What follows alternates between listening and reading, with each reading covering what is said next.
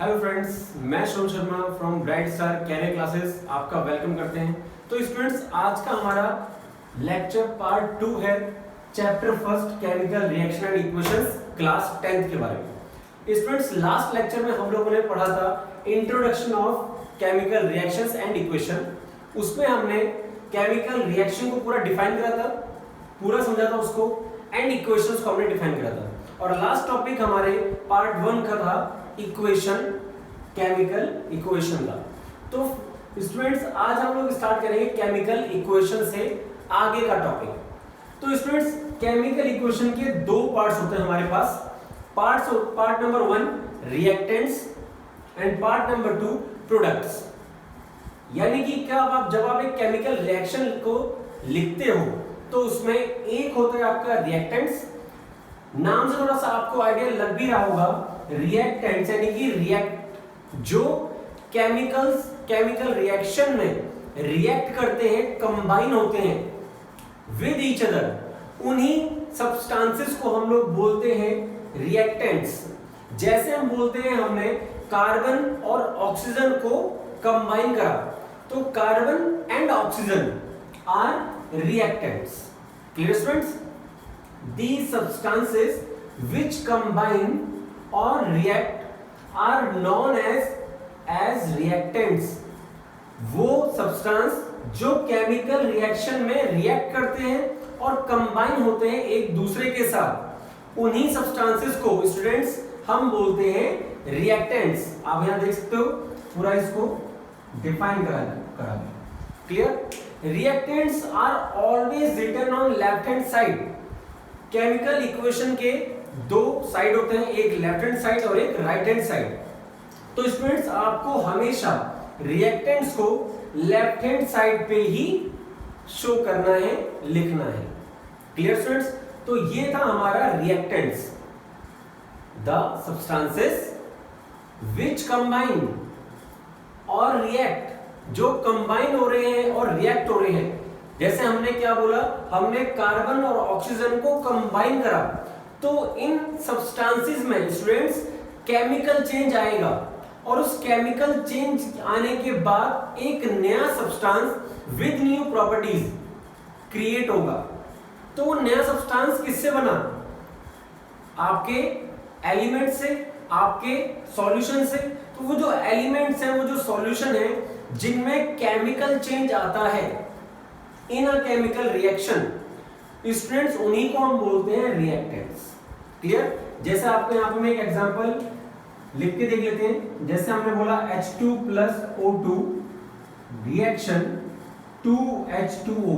तो स्टूडेंट्स, ये जो H2 और O2 है जो कंबाइन हो रहे हैं, इन्हीं को आप क्या बोलोगे? रिएक्टेंट्स। और आप केमिकल इक्वेशन में देखो तो ये आपके लेफ्ट हैंड साइड पे दिखाई देंगे। Clear students? तो H2 और O2 क्या हो गया? आपके रिएक्टेंट्स हो गए। Clear students? आई थिंक आप लोगों को टॉपिक क्लियर हो गया होगा। अब इसके बाद हमारा नेक्स्ट टॉपिक आता है प्रोडक्ट के बारे में। तो स्टूडेंट्स, प्रोडक्ट क्या है?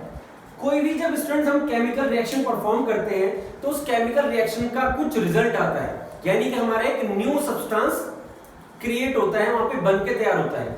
तो वो जो न्यू सब्सटेंस है स्टूडेंट, केमिकल रिएक्शन के कंप्लीट होने के बाद जो बन के तैयार होता है, तो स्टूडेंट्स वो न्यू सब्सटेंस ही हमारा क्या होता है?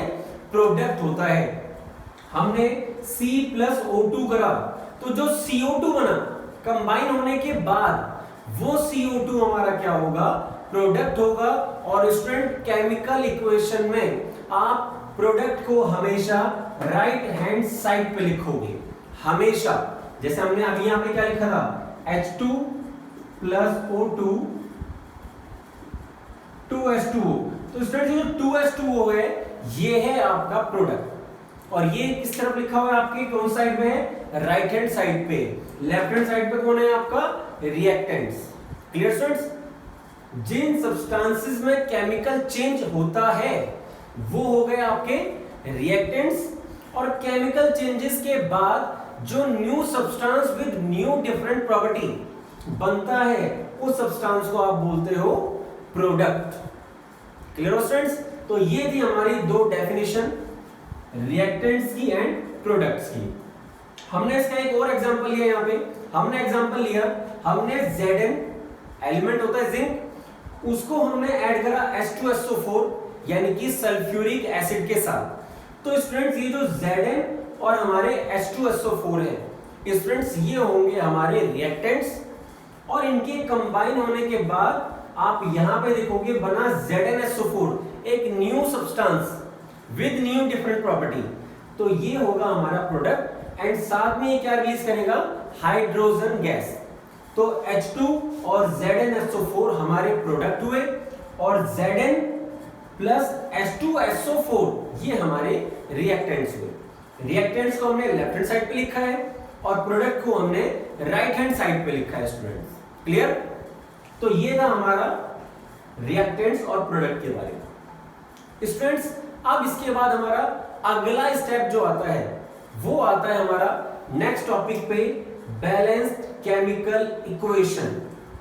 अब स्टूडेंट्स ये बैलेंस्ड केमिकल इक्वेशन क्या है स्टूडेंट्स, मैंने अभी यहाँ पे एक एग्जांपल लिखा था H2 plus O2 2H2O। अब कई स्टूडेंट्स कहते हैं सर ये 2H2O कहां से आया, हमने तो वाटर का फॉर्मूला H2O सीखा था, बताया भी ये गया होता भी है, तो हमने ये 2H2O क्यों लिखा। तो स्टूडेंट्स केमिकल रिएक्शन को बैलेंस करने के लिए, बैलेंस यानी कि दोनों तरफ मास को इक्वल करने के लिए ही मैंने ये 2 लगाया है। अब ये 2 कैसे ऐड हुआ, कैसे हमें पता चलेगा कि हमें कब 2 लगाना है या नहीं लगाना है, इसके बारे में हम लोग आगे बात करेंगे। फिलहाल हम लोग बात करते हैं बैलेंस्ड केमिकल इक्वेशन के बारे में कि बैलेंस्ड केमिकल इक्वेशन होता क्या है। तो स्टूडेंट्स बैलेंस्ड केमिकल इक्वेशन होता है, it has an equal number of atoms of different elements in reactants and product. यानी कि यहाँ पे बच्चों ये बोल रहा है कि रिएक्टेंट्स और प्रोडक्ट में जो डिफरेंट एलिमेंट्स हैं, दोनों तरफ आप देखोगे एलिमेंट्स इधर भी आ रहे हैं और एलिमेंट्स इधर भी हैं, तो दोनों तरफ जो एलिमेंट्स हैं उनके जो नंबर ऑफ एटम्स हैं वो दोनों तरफ अगर आपके इक्वल हैं तो वो इक्वेशन, वो रिएक्शन को आप क्या बोलोगे, बैलेंस्ड केमिकल इक्वेशन। जैसे हम यहाँ पे एग्जांपल देखते हैं स्टूडेंट्स, हमने यहाँ पे लिखा C प्लस O2 और बना हमारा CO2। तो स्टूडेंट यहाँ पे देखो C क्या है, कार्बन एलिमेंट है, तो यहाँ पे कार्बन के आपको नंबर ऑफ एटम्स कितने हैं, 1, ओनली 1 एलिमेंट, ओनली 1 एटम है रिएक्टेंट में। अगर आप प्रोडक्ट में जाओ तो प्रोडक्ट में भी कौन है, कार्बन ही है, और यहां भी इसके नंबर ऑफ एटम कितने शो हो रहे हैं आपको, 1। Same in both side, reactants में भी और प्रोडक्ट में भी, इट मींस कार्बन आपका बैलेंस है। अब हम बात करते हैं O2 की। O के यहां पे कितने नंबर ऑफ एटम्स हैं, 2, तो ये क्या हो गया आपका डाइएटॉमिक। तो आप प्रोडक्ट में देखते हो तो यहां पे भी O के कितने नंबर ऑफ एटम्स हैं, 2 एटम्स हैं। तो स्टूडेंट्स अगर रिएक्टेंट और प्रोडक्ट में सेम एलिमेंट के दोनों तरफ नंबर ऑफ एटम्स अगर आपको सेम दिखते हैं तो स्टूडेंट्स वो आपकी केमिकल इक्वेशन कहलाएगी बैलेंस्ड केमिकल इक्वेशन। आपको यहां पे सिर्फ यही चेक करना है कि सेम एलिमेंट के दोनों तरफ नंबर ऑफ एटम्स सेम है या यानी कि इक्वल है या नहीं है। ऐसा आप नहीं करोगे कि यहाँ पे आप C के नंबर ऑफ एटम्स 1 काउंट कर रहे हो तो आप यहाँ O के 2 काउंट करोगे, ऐसे नहीं। यहाँ भी C को देख रहे हो तो आपको यहाँ भी C को ही देखना है, यहाँ आपने O को देखा है तो यहाँ भी आपको O को ही देखना है, यानी कि ऑक्सीजन को। C दोनों तरफ क्या है, मोनोएटॉमिक, O दोनों तरफ क्या है, डाइएटॉमिक। ये मोनोएटॉमिक डाइएटॉमिक आप लोगों ने स्टूडेंट्स 9th क्लास में पढ़ा होगा। जब नंबर ऑफ एटम 1 हो तो उसे हम बोलते हैं मोनो, जब 2 हो तो हम बोलते हैं उसको डाई। क्लियर स्टूडेंट्स, तो ये यानी कि हमारी केमिकल इक्वेशन क्या होगी, balanced chemical equation. Clear students, अब ये तो बात होगी बैलेंस्ड की।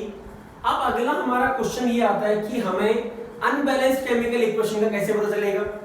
वो हमने अभी यहां पे सीखा कि अगर दोनों तरफ सेम एलिमेंट के नंबर ऑफ एटम्स इक्वल नहीं है तो स्टूडेंट्स वो इक्वेशन आपकी बोली जाएगी अनबैलेंस्ड केमिकल इक्वेशन।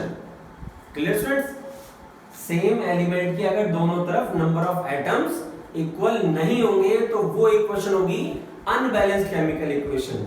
जैसे कि आप अगले एग्जांपल में देख सकते हो H2 plus O2 लिखा हुआ है H2O। तो पहला आप यहाँ H पे ध्यान दो, H के नंबर ऑफ एटम्स कितने हैं रिएक्टेंट्स में 2 और प्रोडक्ट में नंबर ऑफ एटम्स हाइड्रोजन के कितने हैं 2, यानी कि हमारा हाइड्रोजन बैलेंस है। अब देखो O के बारे में, O के नंबर ऑफ एटम्स रिएक्टेंट में 2 हैं लेकिन प्रोडक्ट में तो number of atoms of oxygen is 1, यहां 2 यहां 1।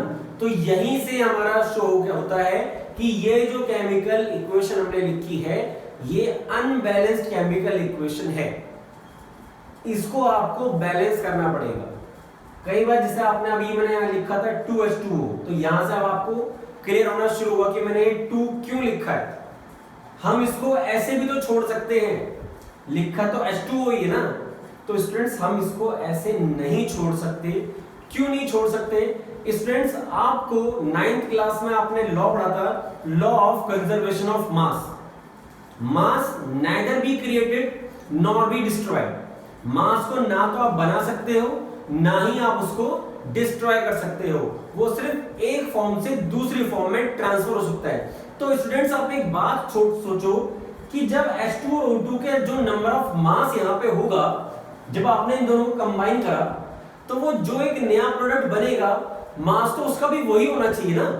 आपने 2 ऑब्जेक्ट लिए हुए, इसका मास है 5 ग्राम, इसका मास है 3 ग्राम, दोनों को मैंने एक साथ कर दिया तो अब इनका मास कितना आना चाहिए 8 ग्राम आना चाहिए ना।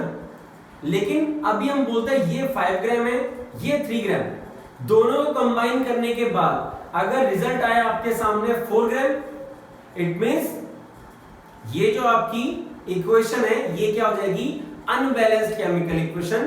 तो आपको इसमें कुछ करेक्शन करनी पड़ेगी, कुछ ऐड करना पड़ेगा जिससे कि केमिकल इक्वेशन आपकी बैलेंस्ड हो।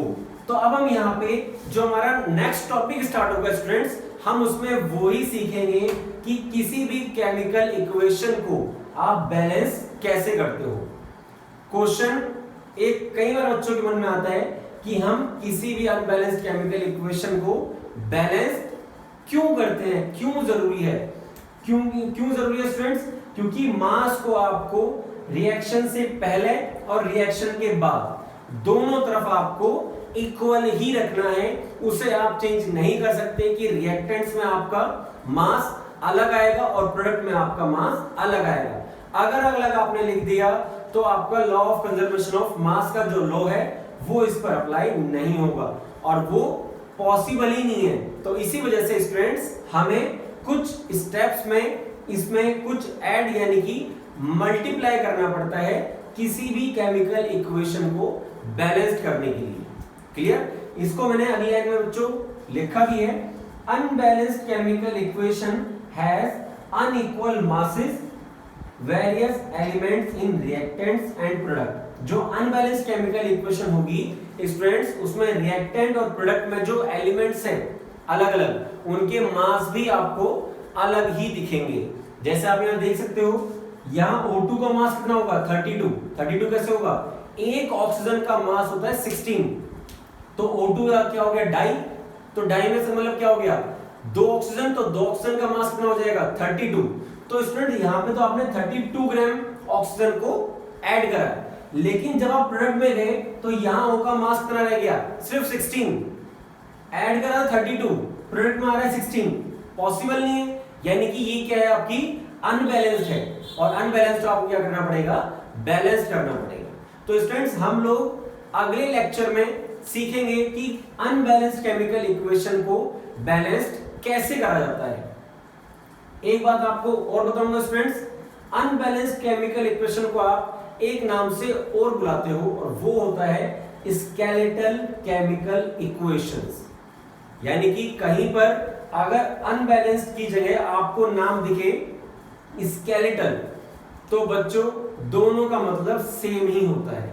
आप अनबैलेंस्ड केमिकल इक्वेशन को स्केलेटल केमिकल इक्वेशन भी बुलाते हो। तो इसके बारे में बच्चों हम लोग नेक्स्ट लेक्चर में सीखेंगे कि इसको हम स्केलेटल क्यों बोलते हैं और किसी भी अनबैलेंस्ड केमिकल इक्वेशन को बैलेंस्ड कैसे करा जाता है, उसके स्टेप्स क्या क्या है। तो बच्चों आज अगर आपको हमारा ये वीडियो पसंद आया होगा तो प्लीज इसको लाइक करें, शेयर करें अपने आगे ग्रुप में, ताकि और भी स्टूडेंट्स हमारे साथ ज्वाइन करें। और साथ ही साथ आप हमारी ऐप B.S.C क्लासेस यानी ब्राइट स्टार कैरियर क्लासेस को प्ले स्टोर से डाउनलोड करें। उसका लिंक आपको हमारे डिस्क्रिप्शन में मिल जाएगा। बच्चों काफी बेनिफिट मिलेंगे आपको हमारी उस ऐप को डाउनलोड करने के। तो प्लीज हमारी वीडियो को लाइक करें, शेयर करें और हमारी ऐप को डाउनलोड करें। तो स्टूडेंट्स मिलते हैं आपसे नेक्स्ट लेक्चर में। Thank you.